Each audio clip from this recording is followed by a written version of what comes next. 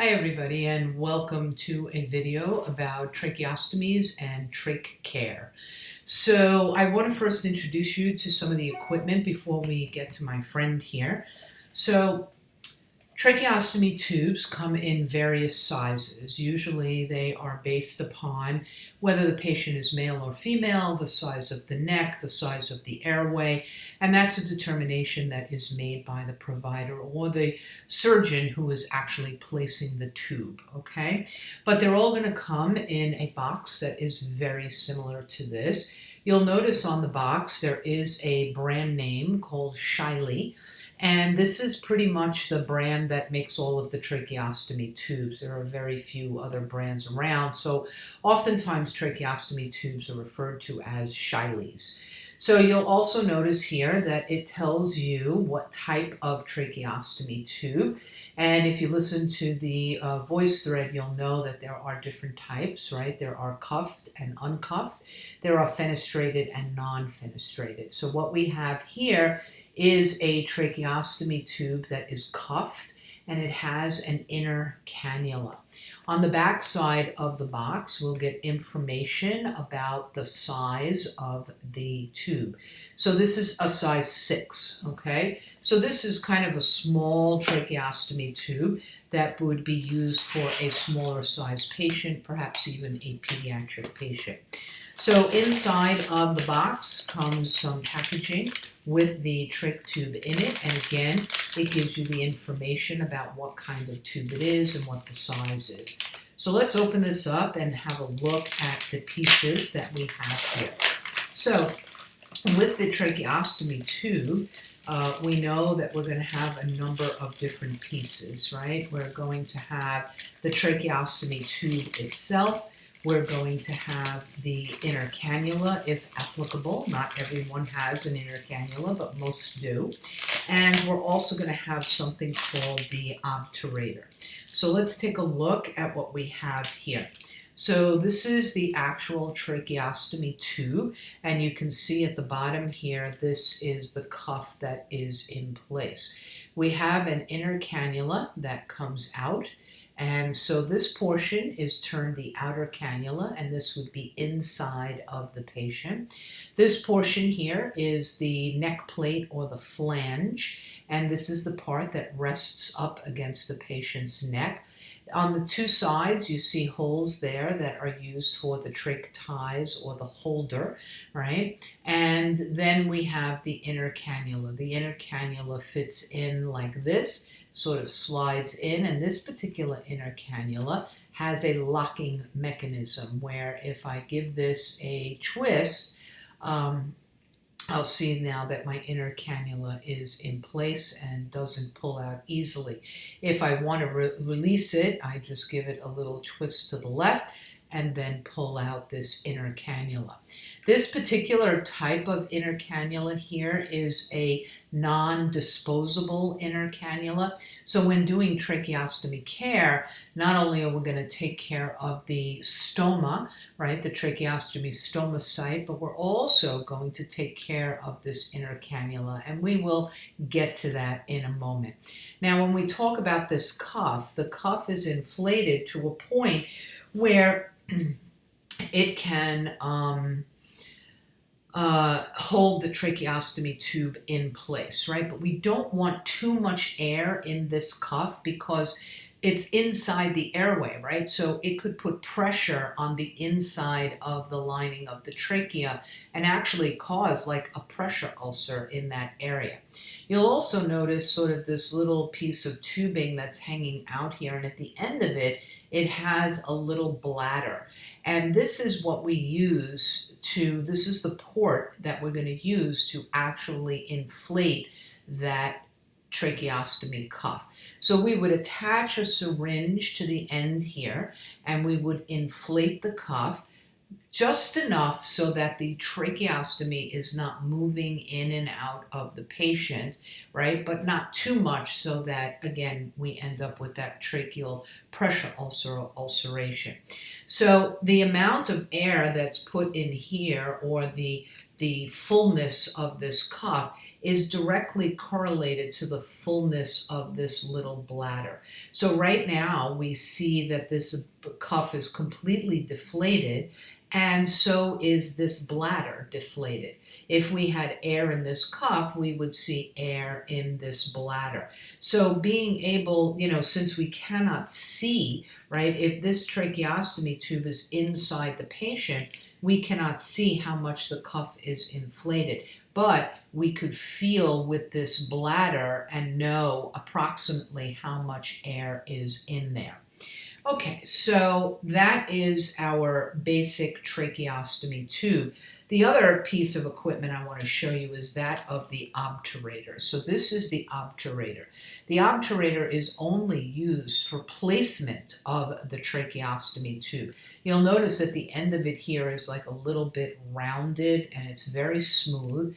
So with the inner cannula out, the obturator goes in, and you'll see that that little ball is kind of at the edge. And this makes for smoother placement of the tracheostomy tube. Once the tube is in place, however, this obturator must be removed immediately, because if with the obturator in place, you can see that the patient's airway is completely occluded, right? So this obturator has to come out. We always keep the obturator at the patient's bedside. We literally put it in a small little bag and we tape it above the patient's bed. Why? Because if the tracheostomy tube should ever come out and we need to replace it, we would need the obturator. The other thing that we always keep at the patient's bedside is another box with the same type and size of tracheostomy tube that the patient currently has. And again, this is for just in case that tracheostomy tube comes out of our patient. So in terms of tracheostomy care, and while I'm talking to you, I'm going to attempt to put this trach tube in this guy. When we talk about tracheostomy care, we have to understand a few principles. First and foremost, this is a sterile procedure, okay? And as a sterile procedure, we have to make sure that we are following all of our aseptic technique, okay? And following aseptic technique is extremely important to make sure that we can, prevent any infection, right? That would be extremely important. Okay, so I'm hoping that I can get this tracheostomy tube in this guy so that I can show you the actual trach care. We may have to make it a little modified, right? I'm trying to push this in here. So with tracheostomy care, you're going to need some equipment. We have tracheostomy care trays. This is what we have here. It is a clean and care tray, and it comes with the equipment. Remember that all of your trays are going to show you what you have inside the tray so that you know you have all the equipment. If you don't have everything that you need, then you're most certainly going to have to bring stuff to the bedside to add to your sterile field. Okay, I'm not going to play around with this guy's head anymore. We are just going to use him as is, and hopefully you can get the idea. But I want to be very clear that this flange is going to be sitting right up against his neck, okay? If I was able to get this tube in, then I would be able to show you that. All right, so let's have a look at how we're going to care for this tracheostomy tube. So before we get started with him, let's take a look at what the contents of our tracheostomy care tray are. So first and foremost, when I open the tray, right, which you know from your sterile technique video, we're going to peel back and we're going to remove the cover completely, okay? And then that goes in the garbage. And then we're going to see what we have in here. So we have a bunch of sterile contents, and generally speaking, remember that everything is going to come in the order in which you need to use it. So the first thing that I see here is my sterile drape. So I'm going to grab my sterile drape. And remember, we have that 1-inch border all the way around so that I can touch the corners, right? That 1-inch barrier all the way around. I'm going to open up this drape completely. I'm not going to fan it open. Remember that there's a shiny side. You can see it's a little shiny there. And then we have a dull side. And we know that the shiny side always goes down. What else do we have in this kit? Well, I see that I have a pair of sterile gloves, okay, and then it looks like I have a little brush. I have some packets of saline and peroxide, and or just peroxide, I'm sorry. I have some gauze. And so what I'm going to need to add to this tray is I'm going to need to add some sterile saline, right? So because I know that I'm going to need it, so before I put my sterile gloves on, I'm going to add some of this saline to the tray to one of the compartments. So let me add some of that saline here, put that to the side, and now I'm going to put on my sterile gloves. So this patient having a tracheostomy tube right now, his tracheostomy tube is going to be secured using trach ties, or in some places, in most places now I think, we see these foam sort of neck bands that help to hold the tracheostomy tube in place.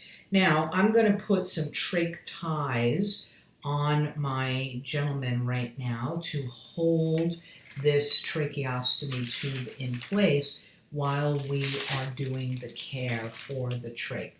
Okay, so let's bring my guy back over here. All right, and I've folded the trach ties sort of in half, okay, and I'm going to go through one side of this flange.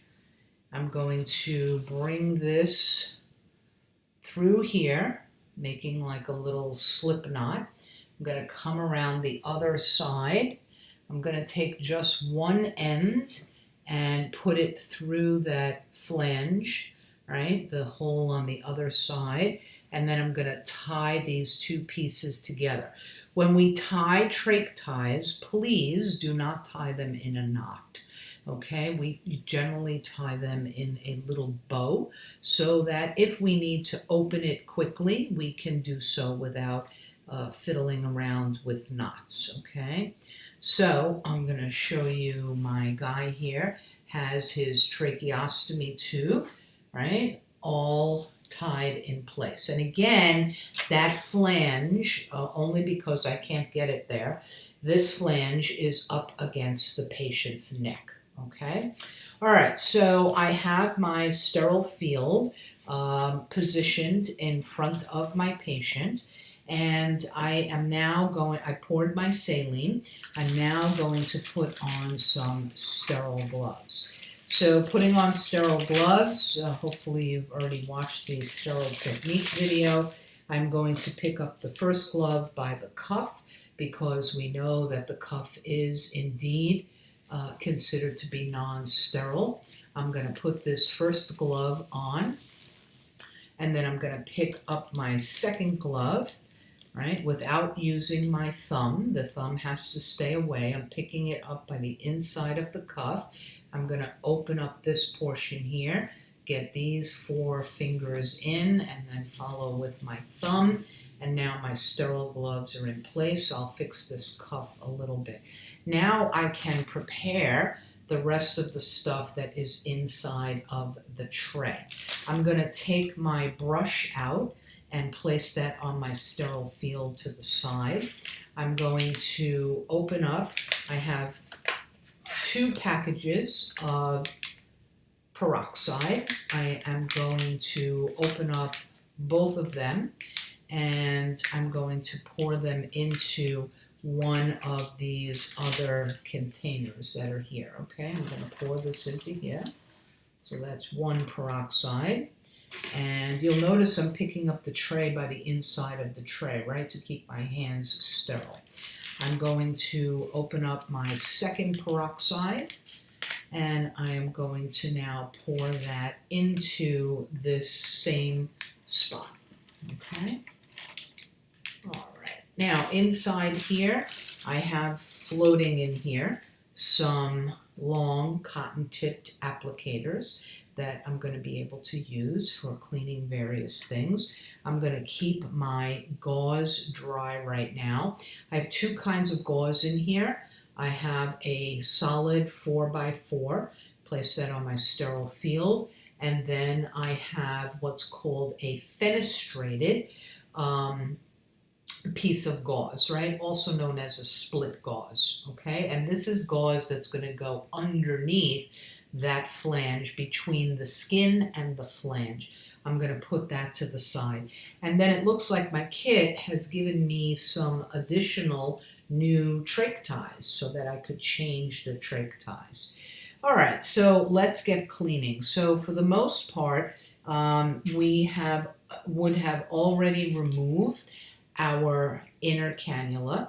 I'm going to place that inner cannula into the peroxide. So it's in the peroxide. I'm going to let it soak there for a little bit. I'm going to use my brush to clean out this inner cannula, right? I'll dip it in some peroxide, and I'm going to use the brush to go into the inner cannula, back out again, and just keep going in and out to get any secretions that have dried inside of there. Now, what's really important, again, with sterile field is now that I've used this brush, I need to throw it in the garbage, right? I can't put it back on my sterile field because it's dirty. So we'll throw this in the garbage. And now what's important is to rinse this inner cannula with the saline, right? So I'm going to put it in my saline and kind of swoosh it around a little bit, okay, so that we rinse it off because I don't want any peroxide going into the patient's airway. So once I have rinsed this off in my saline, I'm going to be able to replace this inner cannula. I go in a little bit. Now, I'm going to break sterility because I want to move his head a little bit. You see I'm going in a little bit on the side. I'm going in, and as I'm going in, I'm turning, and then I'm going to lock this inner cannula into place, okay? So now, essentially, the real sterile portion of doing this care is pretty much over, right? Because everything else is already on the outside, but I'm going to take care to really not try to contaminate anything. I'm going to utilize these cotton-tipped applicators with the peroxide. I'm going to utilize them to clean around this flange any dried secretions that might be there. I'm also going to go in between the flange and the neck so that I can clean around the stoma and get any dried secretions that might be there as well. And I have a total of 5 cotton-tipped applicators, so I have plenty for cleaning, right? And then I can use my regular 4x4, not the split one. I can use that to do some drying. While I'm cleaning around the stoma, I want to be assessing the stoma site for redness, any signs of infection, anything that may make me think that this stoma site is getting infected, okay? So once all of that is clean and dried, then I can take my split gauze and I'm going to go under each side of the flange, and I'm going to have my gauze sort of just sitting there, right, in between the skin and the flange to protect the patient's skin from the pressure of this flange, right? Because remember, anything that puts pressure can cause skin breakdown. So we can see skin breakdown around the tracheostomy stoma. So when you're done, this is basically what the patient should look like, okay? And the other thing to make note of, let me just fix him a little bit before he falls over. the other thing to make note of is that we also, as the last step, we want to change these ties. Now, a really important thing about changing the ties is that you know, it's recommended, I know even your textbook tells you that you should have two people to change the ties. One person to secure the airway while the other person is taking off the old ties and putting on the new ties. However, most of the time, you know, you're going to be on your own, right? Not having anybody that can come and assist you. So what you can do is put the new ties on before taking the old ties off. Now, I do want to show you a different type of tie that we have that I mentioned to you before. That is the Velcro tie. So these Velcro ties are really a godsend because they have made patient comfort so much more important, important and easy to achieve instead of using these ties. Look, these ties, you know, they're basically a piece of cotton twill. What happens to them is they get sort of twirled up like this, and they become like a string around the patient's neck. And then what you see on the back of your patient, the back of the neck, is some breakdown from those ties. So these ties, which are made by the Posey Company, these ties are made of nice soft foam, and they have Velcro end straps. So let's start with this first one. I'm going to pass this through the initial hole, the first hole rather, not the initial, but the first hole on the side. And I'm going to pull this foam through so that I get a good fit for my patient. And remember, these are obviously adjustable so that we can make sure that we have a good fit here. So I have this side in one side of the flange. I'm going to bring this now around the patient's neck, and I'm going to put this through the hole on the other side of the flange. I'm going to pull it till it's snug around the patient's neck and put the Velcro there. And now I'm going to untie my old trach ties, and I am going to remove these from the patient's tracheostomy tube and flange. Okay, so we'll take out these old ones. All right, and unfortunately my gauze fell off because my tracheostomy tube's not in properly. But here is now the way my patient is going to look. Let me just turn him around a little bit, and you can see this nice trach tie. You can see in the back how it is protecting the patient's neck, right, and keeping that tube secure. So that is a way that you can change those trach ties without someone to assist you, right? You put the new ones on first, and then you remove the old ones. All right, so our tracheostomy care is done. But the other thing that we need to do for this patient is we need to perform some suctioning. So suctioning of patients with tracheostomies is pretty routine because most patients with tracheostomies have a little difficulty clearing their secretions. So oftentimes you're going to find that suctioning is ordered on a standing basis, usually every maybe 2 to 4 hours, where the patient needs to be suctioned.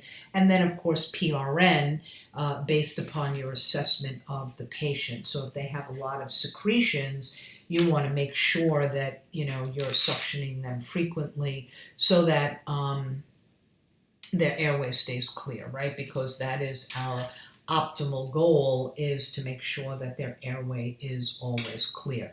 All right, so we're ready for some suctioning. I want to introduce you to 2 different kinds of suction kits. This is one type, okay, and then this is another type. They're both made by the same company, okay, but they just are used a little bit differently. So let me show you the differences. So let's look at this first one. So we're going to, again, now keep in mind that suctioning is a sterile technique. So we're again going to peel this open, okay, and we're going to remove it completely. All right. Then I see I have a pair of sterile gloves right on top. I'll put those to the side. And then I have my suction catheter. This clear plastic piece is going to act as a basin for my saline. So without my sterile gloves on, I'm going to pour some saline into that basin, and I'm just going to set that aside for a moment. I'm going to open up my sterile gloves as I'm getting ready to almost put them on. So first thing is a little assessment of the patient, right? I want to make sure that I have a stethoscope. I'm going to have a listen to his breath sounds, probably going to hear some scattered rhonchi, some secretions kind of moving around. The idea is to do this suctioning and clear those secretions, and then when I'm done, I'm going to listen to breath sounds again to make sure that the suctioning did what it needed to do. Now you remember there are some rules about suctioning. First of all, we can only pass the catheter for a maximum of 10 seconds, and we only want to do 3 passes with the catheter. Now with that being said, I want you to please keep in mind that, if your patient is, still bubbling secretions out of their trach or bubbling secretions out of their mouth or their nose, then you are to continue suctioning them until their airway is clear, right? We want to make sure that also pre-suctioning we have pulse oximetry on the patient's finger and that we're watching that number, because if you remember, not only are you sucking out secretions, but you're sucking out oxygen as well. We also want to have an oxygen source, right? If the patient is currently on oxygen, we're going to leave them on that oxygen during the suctioning.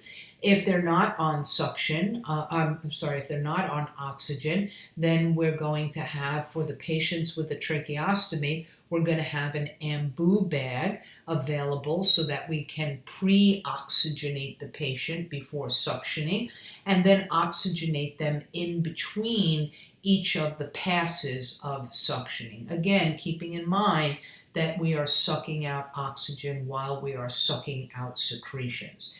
All right, so I have an oxygen source here for the patient in case he should need it. He's wearing pulse oximetry. I've had to listen to his lungs. I've explained the procedure to the patient. I've got my saline inside of this tray with my sterile suction catheter. So now I'm going to put on my sterile gloves, again following the same technique as we did before, making sure that I'm only touching this first glove by the cuff and getting this glove on, and then picking up the second glove by the inside of the cuff without touching it with my thumb. I'll open this up a little bit and again get those 4 fingers in there. Now 5, pull on the glove and pull down that cuff just a bit.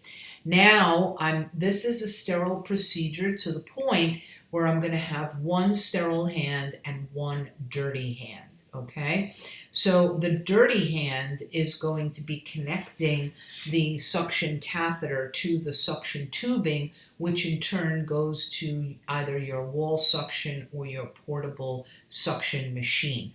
The dirty hand is also going to be controlling the suction, and you control it with your thumb. So first, to get started, I can use both hands because both hands are sterile. I'm going to take out this suction catheter. I'm going to have a little look at it, make sure that it is intact. And then, because I'm right-handed, I'm going to take this black end piece here. I'm going to sort of let it hang out of my hand a little bit, sort of making a fist. And I'm going to wrap this catheter around my fingers, and I want to protect this catheter, right? Then I'm going to take my currently sterile hand. I'm going to make it not sterile. I'm going to pick up my suction tubing. I'm going to attach it to the end here. I can pull this out a little bit. And now I want to test my suction, make sure that it's working. So I'm going to, with holding on to this, I'm going to unravel, and I'm going to put the end of this catheter into my saline. And I'm going to turn on the suction by using my thumb. When my thumb is over the hole, the suction is being applied. When my thumb is off the hole, then the suction is not being applied. So I'm going to put this tip into the tray. I'm going to put my thumb over the hole, and I'm going to suck up some of that saline to make sure that my whole suction apparatus is working properly. So it is indeed working properly. So now it's time to suction the patient. So for the patient with the tracheostomy, and I'll just lean him forward a little bit so that you can see, I'm going to pass this catheter down without applying any suction to the patient. When do I stop? I stop when the patient starts coughing or when I meet resistance. Once I am in place, I am now going to use my dirty hand, right, to control that suction, and I'm going to intermittently apply suction while I pull back on the catheter and twirl the catheter. Okay, so intermittent suction, twirling and pulling back. I've sucked up some secretions. I want to clear this tube. So I'm again going to put this end in my saline, apply the suction, and get rid of the secretions in the suction catheter. If my patient needs another pass, I am going to go down again with the catheter as far as I can go until he coughs or I meet resistance. I'm going to use this thumb to intermittently apply the suction and pull out and twirl at the same time. Okay? And again, I'm going to clean the catheter. In between those two passes, I would have applied some oxygen to my patient, whether that was with, for this patient having a tracheostomy, it would have to be a tracheostomy mask or trach collar. Or if he didn't have oxygen, I could connect the ambu bag right to here and give him 2 or 3 breaths in between to give him that oxygen that he needs. Okay? All right, so that is suctioning the tracheostomy. The next thing that I want to show you, which I'm going to do by using the other suction kit, is just to go over a little bit of nasotracheal suctioning and orotracheal suctioning. All right, so let's take those gloves off, and let me just put this tray with the saline to the side before we have a spill. And let me get this other suction kit so that I can show you how this one works. So principles are all the same. It's just different equipment, okay? I'm going to peel this open, and I'm going to see what I have inside. So what I have is this little package, okay? I've got sterile gloves, I have a receptacle for saline, and I have the suction catheter.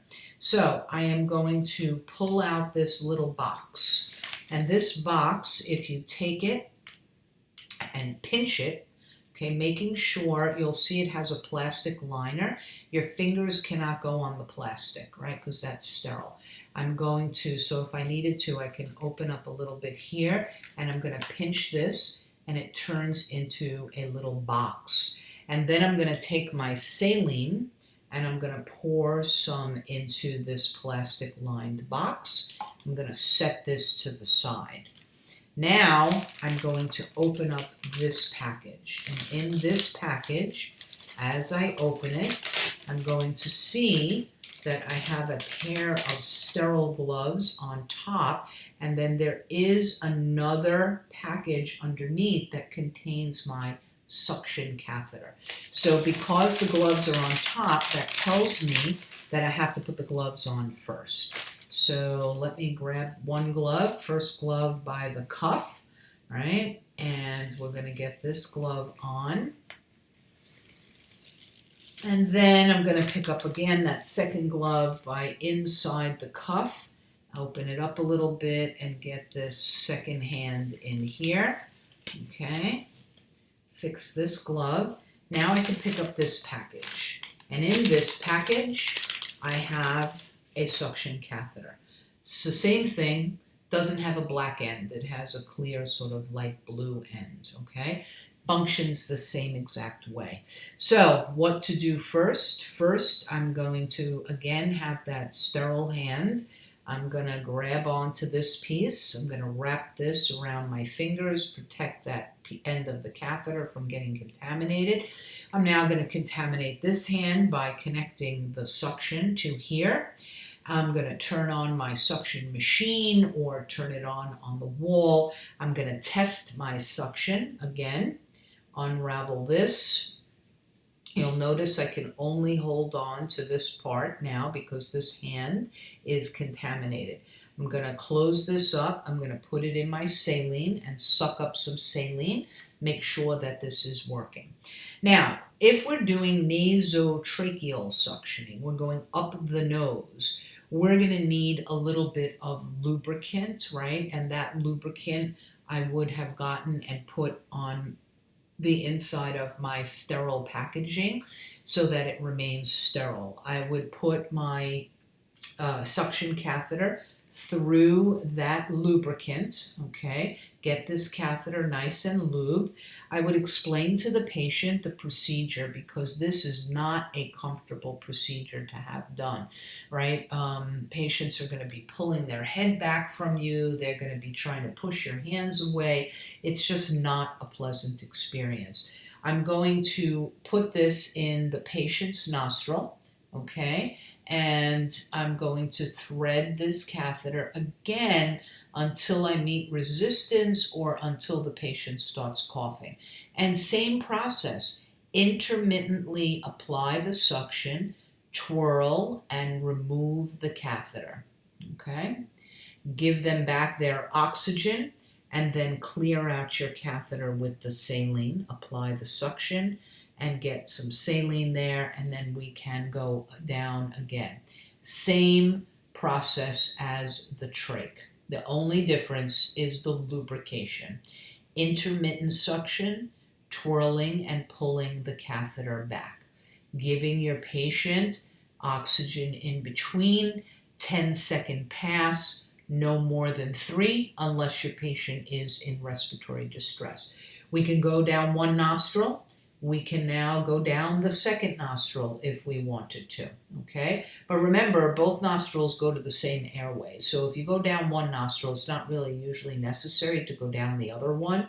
But same thing, intermittent twirling and pulling that catheter back, okay? Now, after you do nasotracheal suctioning, you could do orotracheal suctioning. Orotracheal suction is always going to follow nasotracheal, right? Because the mouth is considered a dirty area. So I wouldn't want to put this catheter in my patient's mouth and then go down my patient's nose, right? So after I finish that, if I thought I needed to go into the mouth, I could again put this catheter down, right? And start my suctioning intermittently and twirling and pulling that catheter back. Getting my secretions, giving them some oxygen, cleaning my tube, okay? So basically for suctioning, we're talking about 3 passes at a max unless your patient is in respiratory distress. We're talking about 10-second passes. We're talking about pre-assessment with auscultation, making sure your patient's wearing a pulse ox, having an oxygen source for giving the patient oxygen in between your passes. Whether that oxygen source is a face mask, a trach collar, nasal cannula, or an ambu bag is irrelevant. However you need to deliver that oxygen to the patient is what you are going to use. The other thing to keep in mind is, again, this is a sterile procedure. All of this portion of the catheter must remain sterile. This is the only part that you can hold in your hand. You will have one sterile hand, your dominant hand. You will have one dirty hand. Your dirty hand controls the suction intermittently with your thumb. It also connects the suction tubing and turns on your suction machine. You always need saline in some receptacle to clear your catheter in between and to initially test your catheter that it's working. For patients, when you're doing the nasotracheal suction, you need the added lubricant to make sure that you make it as comfortable as possible for the patient. Okay, so I think that's it for the demonstration. I think that, it will become very clear to you when you have all this equipment in your hands and you're actually doing it on your mannequins in lab. I do apologize that I couldn't get this guy's tracheostomy tube in all the way. But again, I want to be very clear that this flange is sitting up against the patient's neck with the gauze in between, okay? All right, so thank you for watching, and I'll see you soon.